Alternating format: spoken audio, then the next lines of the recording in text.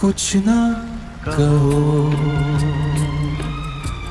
कुछ भी ना कहो। Please sing. Flirt कर रहे हो? Do you want me to?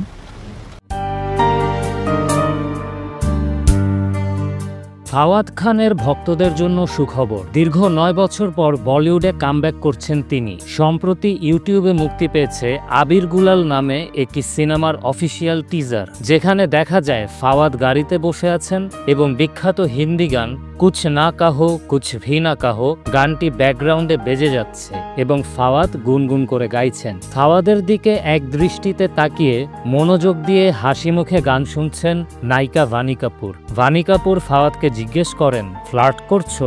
Fawad উত্তরে বলে, তুমি কি চাও আমি করি? টিজার দেখে বোঝা যাচ্ছে সিনেমাটি একটি রোমান্টিক সিনেমা হতে চলেছে। অরিজিনাল গল্পের সিনেমা হলে মুভিটি হিট হওয়ার সম্ভাবনা আছে, তবে আমার কাছে মনে হয়েছে সিনেমাটি শুধু রোমান্টিক নয়, একটি রোমান্টিক থ্রিলার মুভি হতে চলেছে। হয়তো মুভির গল্পে কোনো রহস্য থাকলেও থাকতে পারে।